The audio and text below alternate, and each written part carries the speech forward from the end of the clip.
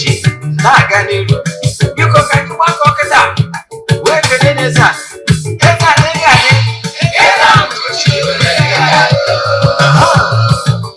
Eze-Ana ugochitubelu.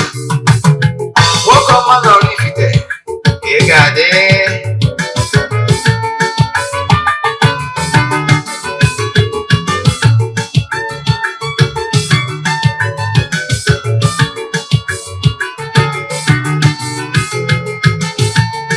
Ọdịnala bụ eziokwu, ọdịnala bụ ụzọ ndụ. Ị ma na o nwere olu na-eti mkpu na-asị ụmụ Igbo chigharịa, ụmụ Igbo chigharịa. Kwa mbọsị ọ na-eti, n'ụtụtụ n'abalị ọ nọ na nkụzi. Eze-Ana, Eze-Ana ugochitubelu, onye ọma na oraifite, onye mgbasa ozi, ozi ọma ọdịnala gaba n'ihu. Eze-Ana ugochitubelu, onye ọma gị ji eme ọnụ. Ọdịnala bụ ụzọ ndụ gaba n'ihu.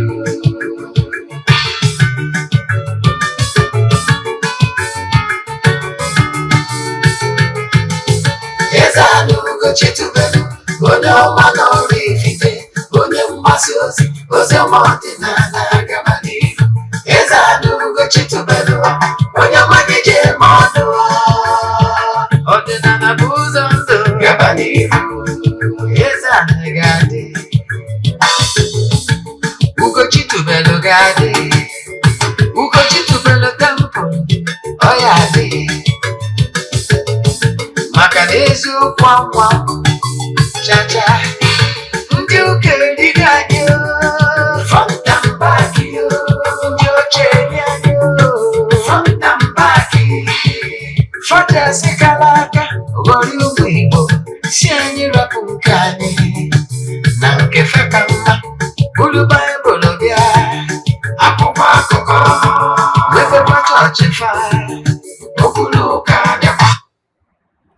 Ụtụtụ ọma na ụmụ ọdịnala Igbo, anyị abịakwanụ n'oge awa nke eziokwu, oge anyị ji wee na-awa eziokwu niile agba, nke ọ bụ mụnwa bụ Ogbuefi Eze-Ana ugochitubelu na-anọ n'isi ya. Maka ndị ọ bụ tata bụ izizi ha na-esonyere anyị n'oge awa nke eziokwu n'Eziokwu TV maọbụ na social media handles. Ụtụtụ ọma ka nkọwa onwe m maka ndị ọ bụ taa bụ izizi ha na-esonyere m. Kpọọ m Ogbuefi Eze-Ana ugochitubelu na oraifite. Abụ m onye isi nchụaja ugochitubelu ọdịnala temple. Anyị na-agba afa miri emi, rụkwazi ọrụ mmụọ dị iche iche. Abụkwazi m onye isi nchụaja na ọdịnala Restoration Prayer Ministry, bụrụkwazi onye mgbasa ozi ọdịnala Igbo. So you can call me an ọdịnala evangelist. I will answer. My mission is to help people live better life. N'ụbọchị taa n'oge awa nke eziokwu, isiokwu anyị bụ all you need to know about 10 commandments and natural laws. Very important. Mana before anyị gama n'iru, ọkwa dị mkpa nke mbugolo bụ na my fans all over the world, anyị mara few days anyị mere live programs because of the enwelo interesting movies anyị na-shoot those 6 days. So but we are back because we are done shooting. Oge na-etere aka ị ga-afụ anya movie na our social media handles and Eziokwu TV. We are cooking something nice. I know you will like it. True life stories. Now, ihe ndị ekwu maka ya ọkwa dị mkpa. Echefuna na aja anyị na-achụ kwa ọnwa nke ọnwa Maachị a ga-aga n'ihu. Ada echefukwana na ị nwere ike isonyere anyị na aja anyị na-achụ n'igwe n'ebe ọ bụla ị nọ na nsọtụ ụwa dum, maka na ike Chukwu ruru ebe niile.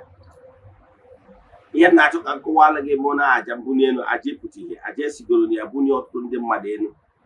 Echefukwana na ike dị na aja a na-achụ n'igwe, maka na igwe bụ ike. Kedu ka isi nwere ike isonye na aja? Ihe ị ga-eme bụ ịchaatị m na WhatsApp, i forward ya 3 prayer request. Ihe anyị na-eme bụ na anyị na-ewe ya 3 prayer request debe n'ọlta, na-achụ aja, na-aga ọfọ, na-ekwubi okwu n'isi gị throughout the month. This morning ejegodi m na temple jee chụọ aja ka ọfọ kwubie okwu n'isi ndị niile sonyere anyị. Isi ndị children of the temple and the difference of the temple. Ụbọchị nchịkọta ya bụ ụbọchị ikpeazụ nke ọnwa Maachị, anyị ga-eje na mmiri jee chụọrọ ndị mmiri aja mee saraka, gbagotazie na temple chụọ aja to entities of powers, ụmụ mmụọ ndị na-ejere Chukwu na mmadụ ozi, gazie n'ebe nchụaja chụọ aja ebulu mee saraka. Tell you, ike dị na aja. Anyị malitere ịchụ aja ihe karịrị arọ na abụọ. O nwere ndị na-esonyere anyị na aja since anyị bidoro wee ruo date. As we speak, enwere imirikiti n'ime fa ndị kwụrụ ụgwọ throughout 2024 ka ha ghara ichezo ofu ọnwa. So, and echefukwana na ya anaghị eshi oyibo ọrụ na social media ma ọ bụ testimonies na social media. You know why? Ọ dịrọ necessary, ọ bụrụ ihe anyị ji maka ya bịa. Mana I can tell you ike dị na aja na Chukwu. So ichi isonye na aja, ihe ị ga-eme chat ya m na WhatsApp 08138243871 ma ọ bụkwa 08057837672. Ọ bụrụ na ị na-esonyere m na YouTube ma ọ bụ na Eziokwu TV, n'anya na screen gị ga-afụ nọmba mkpọrọ ọ na-aga. Ka anyị gabazie n'ihu na nkụzi anyị ji maka ya wee bịa n'ụbọchị taa. Ka bụ ofu. Nke abụọ, bifo anyị gaba n'iru bụ, ọ bụrụ na ị na-esonyere m site n'Eziokwu TV, o nwee Nollywood movie ọ bụla ịwọchị na channel a for your entertainment, jee na our YouTube and they chọrọ ịwọchị ya bụ channel that movie ọzọ, jee na our YouTube channel Ogbuefi Ugochitubelu movie production, Ugochitubelu movie production. Ị ga-awọchị ọzọ. Ọ bụrụ na Igbo ma ọ bụ gịnị, jee na Eziokwu Great Movies na YouTube watch ya. Ọ bụrụ na Igbo movie, jee na Eziokwu TV Nollywood Movies na YouTube watch ya. Ọ bụkwa nnọọ nkụzi a na-akụzi ka ị chọrọ ige ọzọ ma ọ bụ na ị chọrọ isendịrị ya mmadụ, jee na my private YouTube channel Ogbuefi Eze-Ana ugochitubelu watch ya. Ka ị na-eme nke a, ka Chukwu oke pụrụ ime ihe niile gozie gị n'ebe ọ dị ukwuu. Ekelekwara nke onye ọma na-anụ olu m. As you are watching, keep sharing, na-emetụ aka na share button. Site n'ụzọ dị etu a ka ime ka ya bụ ozi ruo mba dum. Ka Chukwu okike pụrụ ime ihe niile, onye ike niile si n'aka ya bịa gọzie gị mgbe ị na-eme nke a. Ka anyị gaba na ilu na nkụzi anyị ji bịa. Gịnị ka m na-ekwu maka ya? Nkụzi a ihe m na-ekwu maka ya bụ na ihe gbasara iwu, the commandment. Gịnị bụ commandment? Ihe a bụ iwu Chineke nyere mmadụ. As long as you are living in this gross material world, you must obey.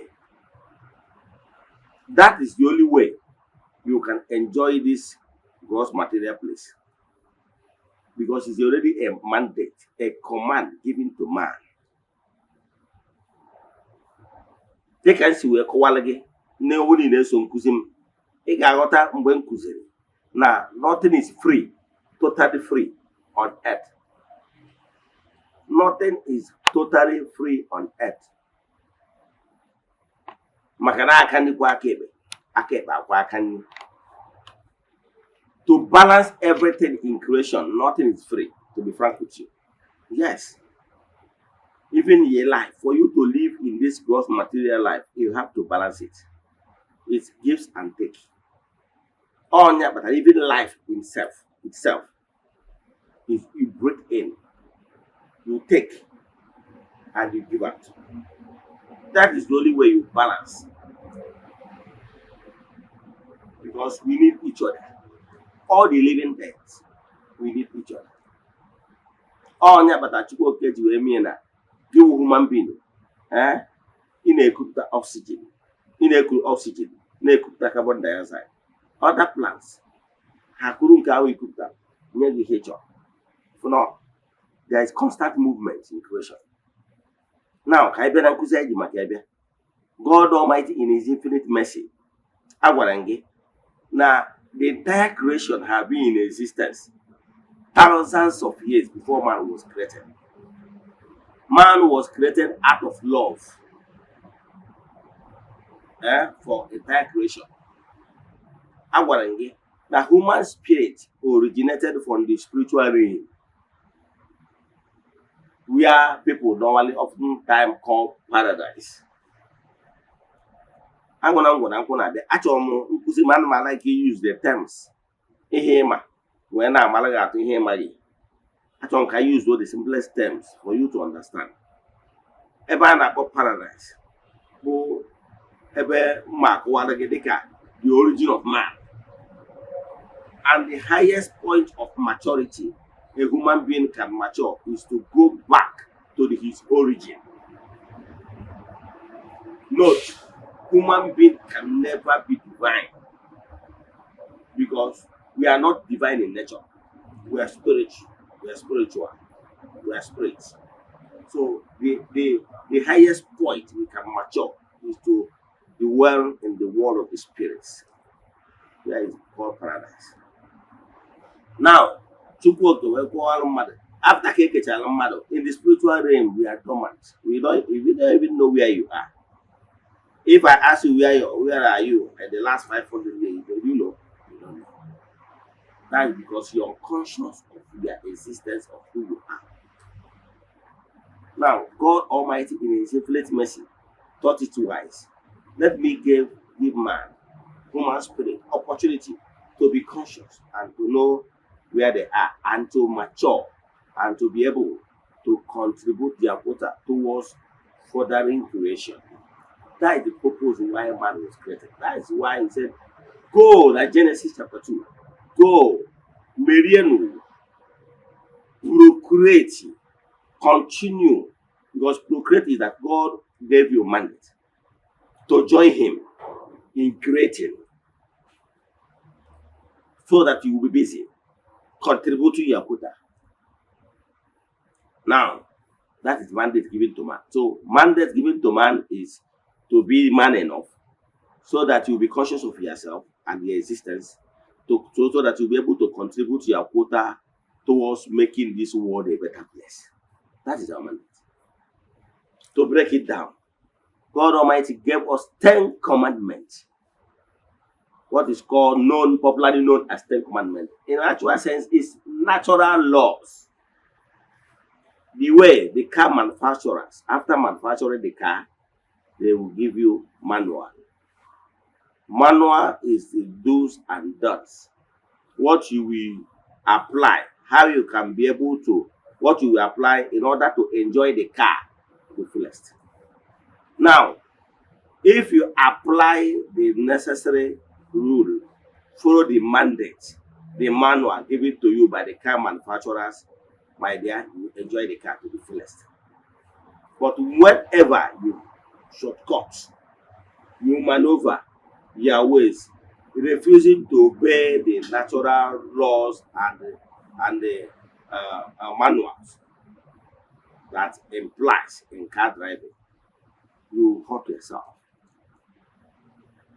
You have accidents. You can even kill yourself. That is exactly what is happening to man in this gross material. Because God Almighty, after formulating this world, the entire creation, the earth where man dwells, now gave us the mandate how we can live in this world to enjoy this place for our own good. He gave us what is known as 10 commandments, which I call natural laws. Now, that 10 commandments, He is not greedy. He took only 3 out of that 10. God, in His infinite mercy, didn't even take up to 4 quarters as 1 quarter. Yes. In fact, in an actual sense, He took only 1 and 2. The third one is for us to recognize that we are spiritual. The first commandment is, I'm your God, thy God. I'm your creator. In our social media, it will interest you to know that no one Sunday man hide under ordinary. But in the truth sense, they are not real ordinary people. they are atheists. Ha bụrụ ndị ọdịnala. Yes. O nwere ndị ekwenyere na Chukwu dị. O nwere ndị believe na mmadụ jọs ihe jọs na-eme n'oge ya. O nwere ụfọdụ ndị mmadụ ndị nwa na-eso na social media mana ha bụrụ ndị ọdịnala. I don't want to start calling names. Mana in their teachings, you understand that they don't believe they will chi ukwu the unmovable mover. Only can listen again. Mana ihe na achịkọwala gị bụ na ọ chi nke akere nke a si anyị ga-enwe na chi ọzọ belusia. That is that you should not worship another god, as in have another being as the supreme being whom you give the utmost respect before him. That is the God Almighty who deserve the highest point of respect, which is called latria. Akwụwagono gị na nkụzi na ọwụrụ my students. Ị ga-aghọta mbọsị nkọwara ihe gbasara 3 forms of respect or honor, or you can call it worship. We're na-enwere dulia, na-enwere hyperdulia, na-enwere latria. Latria is strongly for God Almighty. Or we're saying, to cut the whole story short, whatever you love so much, whatever you give the utmost respect, whatever you can do undo to protect, that is your God. So if you love money to the extent that you can disobey God, you can disobey natural laws in order to get money, it means that you are worshiping money. That money is your God. If you love your wife or your husband to the extent that you can go against natural laws and commandments, it means that you are worshiping that particular person. So it's not, if they say you are worshiping another God, some people will be thinking about image and statues. No. So what I'm telling you is that don't have another God, yes, before God. Or to go the unmovable mover. No, first. The second one, Ogwage, never you use my name in vain. When I found na chukungi na nkete. Oh, meaning, don't claim or say God said when he did not say. Don't claim that God sent you when he did not actually send you. Maybe he sent yourself. Get it? You know why I love Eze-Ana so much. I mean, genuine Eze-Ana. I was privileged to have read so many books. I don't want to start calling names of books I have ever read. But what I want to tell you is this. Why I like or I love Eze-Ana so much, because Eze-Ana is so real and genuine. Ordinary spirituality, you are not permitted to say God said. You are not permitted to say God said. Let me give you an example. Even during consultation, consulting the medium, we say Alpha, the medium says, not God. But our brethren in other denominations, from other denominations often claim that God said.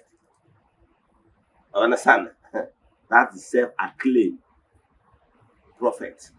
That is why he doing so many other things. I don't can give it like that. But I'm not quality. Why ordinary in its simplicity? So, guys, don't say, well, don't use my name in vain. In angry and ask it to God. You don't need all that. Let your yes be yes, yet their no be no.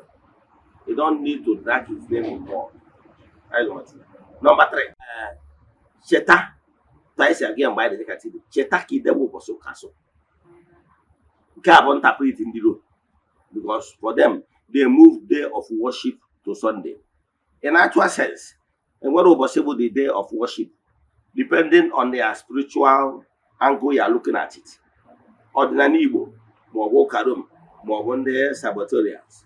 Don't know what was set aside. Before argue that the seventh day, body day, Chukwu Gezurike, therefore not that day, the day, Agakoka.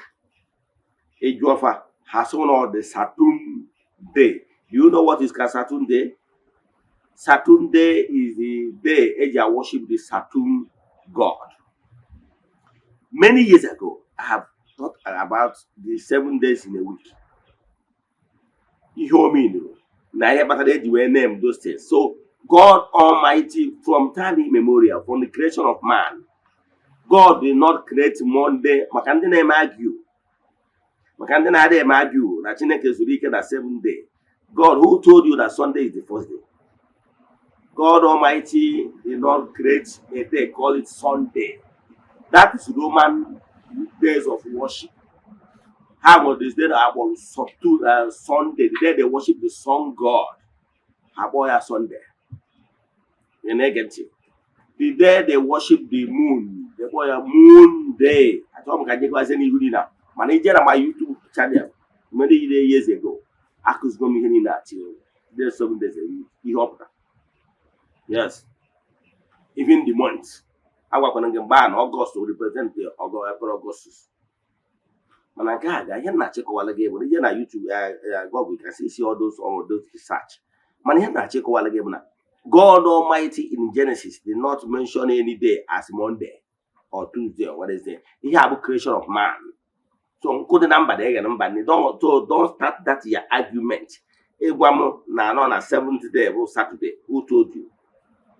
And when you hear that Roman days of counting, you go to go here to the youth. The Roman Empire. During the time of the Egyptian and the Pharaoh Empire, and what you hear there is a Tiago. In Igbo spirituality, rather, we count Eke, we Shubos, we have Orie, we have Afo, we have Ugo. We count on 4 market day, meaning 4 cardinal points. In Igbo spirituality, Eke, well, like an ambri de bani, Bosieke, Ejiri Aquas. That day is regarded as the holiest day. In Egenti. So here Nachiko whatever here, but this third commandment is any domona unu kwekorita, but kwekorita as your holiday, it means your holiday. In Egenti. So God aside. Then from the 4th commandment to the 10th commandment is solely for man. Makode mother. So the 3rd commandment, a spiritual day. Was in time for meditation and reflection.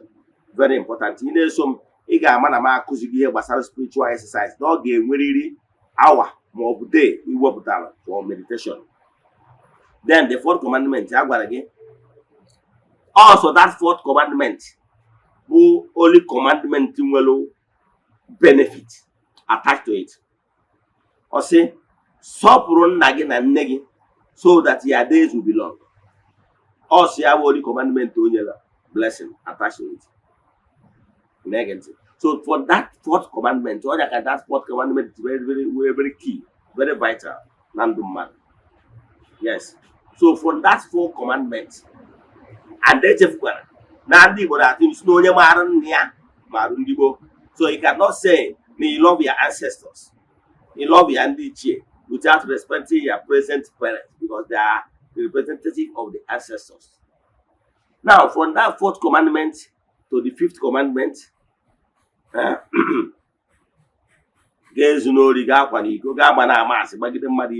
rest of them. Now, when they are in every wood, okay, now, Odebie, Okomakia, someone like that, and he say, Gaze Lori. Case your so that one you go. Because of the Gabanamas, but the money. I want to emphasize on this particular, the 7th commandment. Never you bear false witness against your fellow human being. It's a cardinal offense. Who says you woman have lost so? sịsọ iji mma wee bido egbu mmadụ.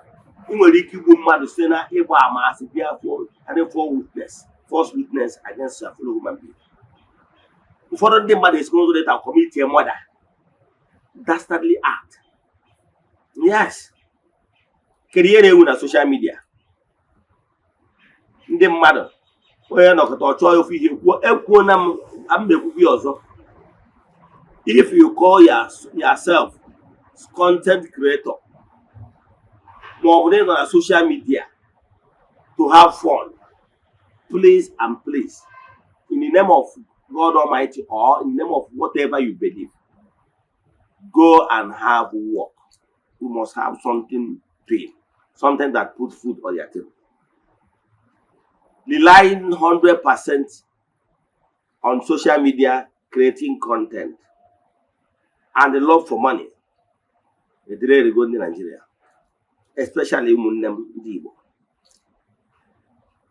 Ọtụtụ ndị mmadụ ị ga-afụ sọ ọtụtụ ndị ga-afụ ma voice note a na-eplay na social media, ị ga-afụ sọ secret talks na ndị mmadụ na-anọkọta mee arrange ka ha bido gbawa onwe ha wọd a na-akpọ ịgbasaga maka ihi love for money, abịrị ego enweghị ihe a na-alụ. Maka na ọ bụrụ na ị nwere something serious na-keep you busy, ị nwere time ije nwe time for anyị gbasaga ma ọ bụ arrange something, kpacha anya chọọ ofu ihe bụ ebubo bụ mmadụ ka ịta n'ishi imeji mmadụ ka ị wee na-agbara ego. Is it not murder? That one is not blood money. Mgbe ị chọrọ ka ịta n'ishi hard earned imeji mmadụ, imeji onye a nwere ike ọsọbago for years to build n'ofu ntabi anya igbudo ya isi na ịma ọ na-igbugo onye ahụ, ịmụrụ na o nwere amasị ị ga-agba wee gbagide mmadụ ibe gị n'igbugo ịkọbitugo mmadụ, ị nwere idea. Ịmụrụ na o nwere ebubo ị ga-ebo mmadụ to tarnish the person's hard-earned image, the person will not sleep. Ịmụda go sleep because the person will always be thinking about what social media influence, what people will be saying. Ịmụrụ na ị nwere ike ime BP onye awara isi ya. Ịmụrụ na that thing ahụ ị na-emere onye ahụ nwere ike ịkọsụ ya so many damages, ị nwere idea. Yes, in as much I'm not a fan of Ebuka, yes, mana o nwere voice note na-anụ ebe ndị mmadụ na-aga ngị with him another fellow content creator ka ha fabricate lies against him in order to ịgbata view. Ihe dị etu awụ barbaric act, ọtụrụ mma. Ihe niile ọkwa agbacha egwu ọ na-anụ ukwu, ihe niile anyị na-eme ka ọ bụ ihe ọ ga-emesi ịtaba afụfụ ya. Imezie ịjụba kere ebe ihe na-eme. Never you be a plotter of evil. Maka na ike ọbụla iji mara mmadụ ka a ga-eji wee mara. Life is all about garbage in, garbage out. Whatever you play on the wall, ball you play on the wall will bounce back on you. You, the originator. We are living in the world of karma. In the world of sowing and reaping, Galatians 6:7. Go and read it. And when you can man, all the day in the Bible, black and white. Go and read it. I quote. Galatians chapter 6, verse 7. It says, and I quote, God can never be mocked. Whatever you sow is what you reap. Pure idea. So, when any shortcut. So, whenever you flowing back, man, when you can ask no your uncle, more you ask no your ancestors, more you know boy obi the ben nagi. Na akpatu obi man all the karma. You are reaping what you sow. Echefukwana. No parankwa hosi ngwere biari all. So, gani ka na-ekwu. Mgbe ọ bụla ịdọkịta ha wee mmadụ wee nwee obi wee kukwuo story dị very barbaric. Wee na-agwa mmadụ na social media ka a ga nga ọbụbụ mmadụ ebubo ka ha wee gbalụ view. Have you thinking about selfish thinking? You're thinking about ego. Have you think about the damage you must have done the person's had any image? I told you many years ago, maybe like 4 years ago. Now, if you really want to be successful on earth, first of all, your intention. Build a brand, build a legacy. That is your brand. And the cable is your, if you build a brand, become a brand by the way you live your life, by the way you use your talents for the betterment of others, money follows. Pure idea. Once you plant corn, nobody and nurture your corn to bear fruit. Nobody will stop you from reaping the fruit of your corn or harvesting your corn because you labored for it. It will accord in life. Once you build a brand, there is no that thing that you have passion for. Like Mama, Peter in Obosembo when I was growing up, and I won a position of leadership, even from my primary school era. Yes, every done na primary school, the mama of my every done na primary school were prefect. Every one angel, I get in the leadership. Every one angel. When I was in other spiritual formations, I will always be one of the speakers. When I was into networking, I became one of the speakers. Even when I was in the church, in the Bible Society and Charismatic, I became one of the speakers. At the age of 22, 21, every day go make program on television with some theologians of the Catholic faith. Now that time on na program about Maria TV Council or a council they defend the Catholic faith.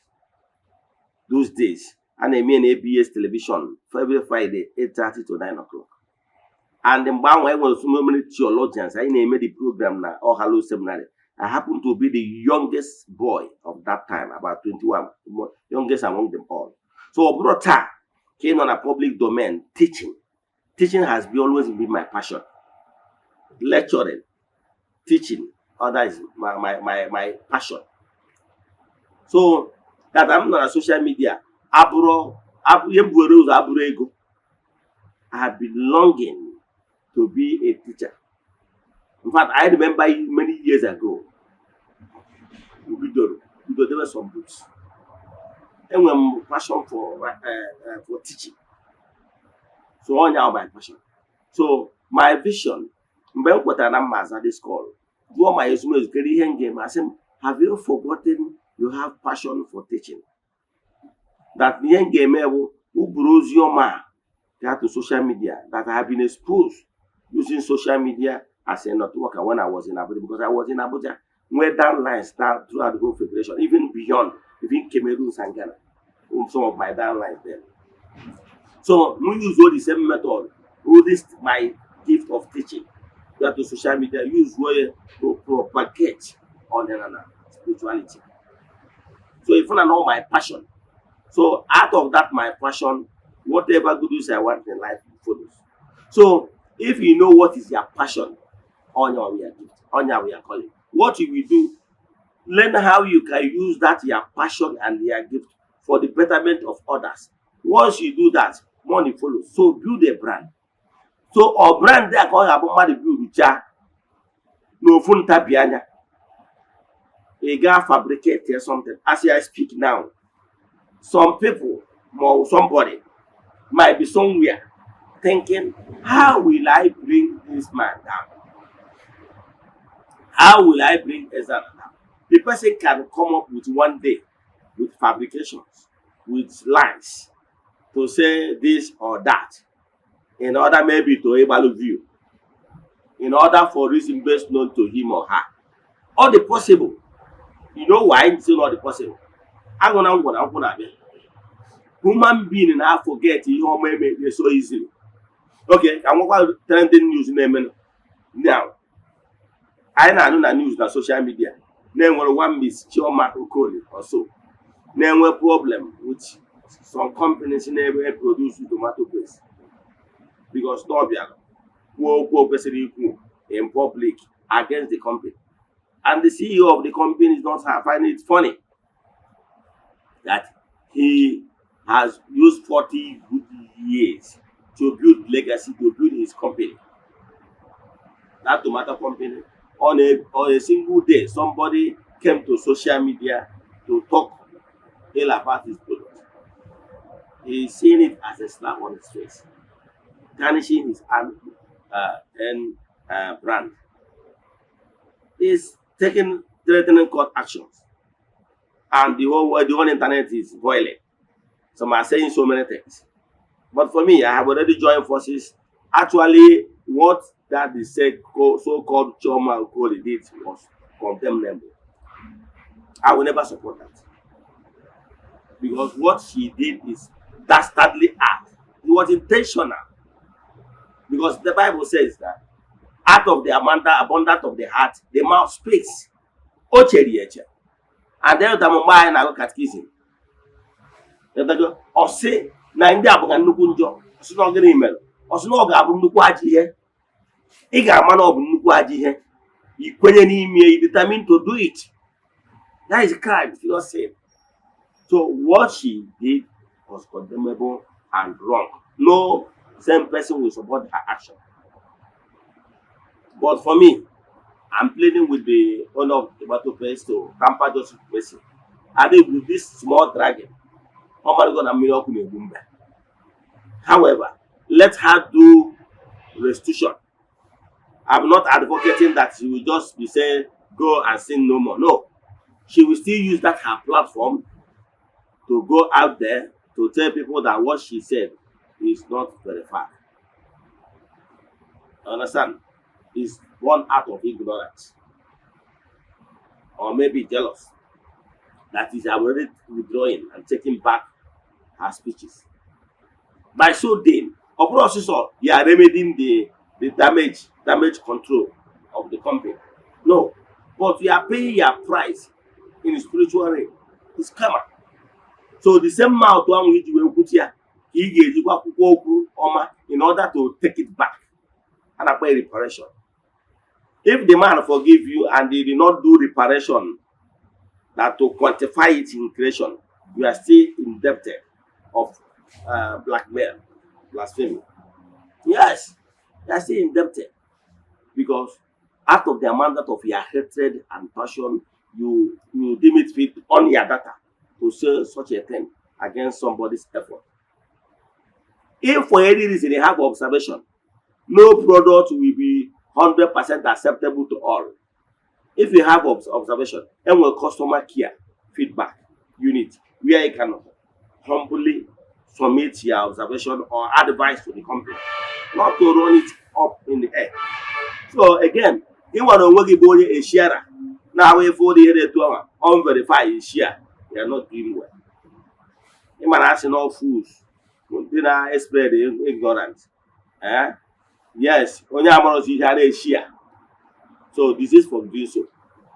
Finally, can go one thing fire and make you. Do you know that in human being, it can never satisfy all? Even if you kill yourself, can call out for go of him. About Jesus, according to the allegorical story in the Bible. We were told, no, na guy name or you were any job on a link clear with, according to that allegorical story in the Bible. This is a man I put not of his own pity. No Romans can provide their food, and yet they matter less he's sending listeners. Unlike the Eze-Ana crusade this time, no go ahead with the assault to yourself. Man, we are told no provide the food. Nke knows room niile bịa anya bụ bịara ige onye. Now, na-agụrụ ya mmadụ 5,000 ụmụ nwoke na-agụnyere ụmụazị na ụmụ nwaanyị, which me and you know na ụmụ nwaanyị na ụmụaka ya aka na majority. Onda niile bụ ndị nwoke a feedichaa ya mgbe Herod na-ajụrụ ha na ụmụnne biko kọrọ onye unu chọrọ ka a hapụrụ unu. Nwanne unu nwoke bụ Ekperima wụ Barnabas, onye kidnapper, ọnya ka ya hapụrụ unu. Ka onye ahụ nọ kpọrọ eze ụlọ ndị mmadụ wepụta ji ha ji eri ede wee sị na si hapụrụ ha onye Ekperima na onye kidnapper ka ọ nọ in their midst na-eduhie na-emeghe Ekperima na-ekidnapụ ha na ha prefer ya karịa onye nwe ha sị na ọ na-agagharị na-eme mma n'etiti ha. Nwere ihe na-aghọta. That is human being. Ndị mmadụ ga-ericha ihe kwutọ ọgwụ, so ọ dị normal. So ọ bụrụ na gị nwere onwe gị na-ege m ntị na-eche na everybody, I'm not even expecting everybody on earth to love me. So go very expect. Man, ihe na-achị kụwara gị onye ahụ a ga-esi n'aka ya wee mee ihe ọjọọ, ọ dị barbaric. So the 7th commandment agwagogi, thou shalt not do such. Before Chineke tinye na the 10 commandment, all man all the so vital, and all man all the destroying man. So it's one of the things that is destroying you. Why don't say what you don't say. It will not defend. Don't say any equal, especially if turning somebody's hard-earned image. Makana ka na-ekwu nke a na-agụrụ akwụkwọ nwanne ya na-ege o nwekwara ike nwekwa ndị ya nọkwa somewhere na plan kwa evu against another person in future. Ana m ekwu ya as prophecy, mana ana m agwa gị na onye tekwa aka ome ị na-ege ntị. So nke ọzọ nchọ ịkọwara gị bụ nke ite n'anya ọsị ga-ewu n'ọkụ nwunye mmadụ ibe gị anya ukwu. Ịfụ na nwunye mmadụ ibe gị nebe ya anya lọsụ mana nebe ya anya ị na-ewe na n'ihi na asị ọ bụrụ nwoke eke nụta nwaanyị dị ego anya ukwu ka ị na-ewu enyeghị ime ihe akpanwe ọ si ga-emere ya. Nke iri anyị wee chịkọ nke iri ọsị ga-enwere ọkụ mmadụ ibe gị anya ukwu. Ọdụ ose na ga-enwere ọkụ nwunye mmadụ ibe gị anya ukwu. Ya izi somebody's wife if ya ire ewu ya anya ọkụ eke ose wụrụ ịma pụtawụrụ nwaanyị dị etu a ị na-eme ihe ọjọọ. Yes, ị na-envy the man and jealous. Then ọsịzie nke iri ga-ewu n'ọkụ, that is the person's wealth, ma ọ bụ ego ya ma ọ bụ akụ na ụba ya ma ọ bụ moto ya ma ọ bụ whatever ya ga-ewu na anya ukwu. Maka na anya ukwu anyị na-ewu ya ga-eme ka ije zuru ya. Nwere ihe na-aghọta. So iwu iri a ịghọta gị, and iwu iri ahụ ihe o nyere mmadụ. Ọ bụrụ na mmadụ mee ya apply this word atụọla ekwute, this word abụrụ a better place. So ihe a bụ natural laws, and once you go against natural laws you bido nwee problem. Etu a nsi wee gwa na that iwu iri a bụ natural laws, ọ nọ ka world manual. If you want to leave this world a better place and make this place a better place, live according to that natural laws, the manual. Etu according to moto agwakwara gị mgbe mma alụga. So na ọ bụrụ na moto, if you refuse to obey the rule of and the manual of car driving, you will have accidents and you can enjoy yourself. Etu according to n'ụwa. If you don't like problems you are having, you are attracting yourself, start living an upright life, start living a good life, so that you will stop attracting unnecessary things to yourself. Ihe ndị ị na-eme attract bụ ihe ga-enjoy gị. By then ibido tiwe okokoko, ibido lachawa mkpu si na mmadụ na-eme gị, mana ọ ga imetara onwe gị. Ọ kpara nkwa ahụ si wee bịara ya ọrụ. Ka nkwụsị ebe a. Inwe ajụjụ na nkụzi a ma ọ bụrụ ịchọ ka agbara gị afa mmiri ego, send alụ message na WhatsApp 0813 8243 871. I repeat 0813 8243 871 maọbụ 0805 7837 672. I repeat 0805 7837 672. N'aha Chukwu Okike nke pụrụ ime ihe niile, ekwuo m okwu ngọzi n'isi ndị niile sonyere anyị n'oge awa nke eziokwu. Ka ha rabụ ndị niile na-emetụ aka na share button, ka ha rabụ ndị niile na-agwa ndị mmadụ maka oge awa nke eziokwu. A sị nke ọma ka meela ụnụ. Agụọ m ọfọ n'isi ndị friends of the temple and isi ndị children of the temple. Ihe nakwazi ndị niile ihe anyị na-eme na-amasị na ndị enyi temple. A sị m na akakaka ya mụ na jijiji ya mụ. A sị m na unu ga-ejere obodo na unu ga-anara obodo. A sị m na unu ga-adịkwa ka echi maka na echi adị agwụ agwụ. A sị m onye echecha ihe ọjọọ ya mụ ya ma onwe n'aha Chukwu Okike nke pụrụ ime ihe niile, ka ọ dịkwa echi niile n'oge awa nke eziokwu. A sịkwa m na ọ bụrụ na ọnwa egbu ọjọọ eji wee chụọ aja na emechaa na ọya egbu ome. Udo dịrị ọnụ.